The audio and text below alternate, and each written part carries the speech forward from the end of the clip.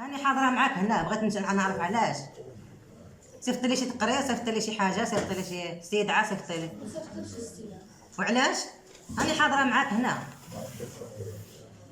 بغيت نعرف علاش. وجاوبيني. انا حاضره معاك هنا، ماشي راني غايبه ولا. اجتماعات بحضور رسمي لها انها مستشاره في مكانها المخصص. المستشار حنا ما استدعيناش السيده من الامامي، وراه بس في الاول انها كنعتبرها من العموم. لا بالنسبه للسيد لا على انها من العموم، وراه كنت السيد القايد قبيله قلت له راه يعني الا كانت كتشوش من القاعه راه خصها تخلي القاعه.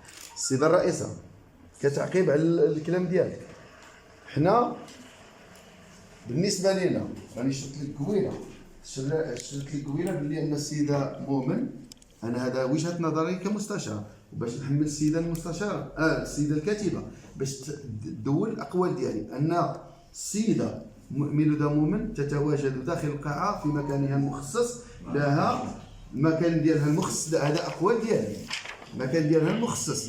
السيده الرئيسه باش ما تقوليش بدي ما رفعتش ليها دعوه، خصوصا عبدو ربي ما توصلتش بالدعوه ديال الحضور ديال الاشغال، دارعه انها ما توصلتش او كذا، حنا كمستشارين رانا ما توصلناش، وحنا جينا حضرنا الدوره وما قلتيلناش ودي راني ما صيفطنا لكمش، يعني هذا الشيء بغيت هاد الاخوات ديالي باش تسجلهم الاخت. السيده تتواجد داخل مقر الجماعه وعندها كرسي ديالها وجالسه وصوتت على الامتناع او كذا. حنا عندنا، انا لا ادافع عليها، ولكن عندنا اشكاليه في المحضر.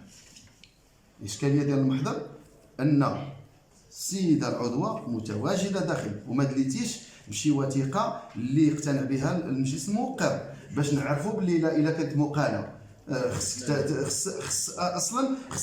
تعلي عليها السيد القائد، تقولي له السيد القائد العضوه متواجده داخل القاعه في مجلس موقر الله يجازيك بخير، خصها تخرج. هذا الشيء اللي كنعرفوا حنا، لان الا كانت مواطنه عاديه ما خصهاش تناقش وما خصهاش تجلس، خصها تجلس في مكان الحضور ماشي في مكان ديال القاعه ديال الجلسات ديال الساده الاعضاء. يعني على ما فهمت انا من السيده الكاتبه انها كتقول، انا ما اعتقد انها كتقول لك اودي كاين اشكاليه في المحضر. انا المحضر كي غادي نديروا المحضر ان كاينه واحد العضوه وحنا غادي نصوتوا على مقرر، يعني ذلك يعني الدوره غادي تكون عندها مخالفه للقانون، ما نخالفوش القانون.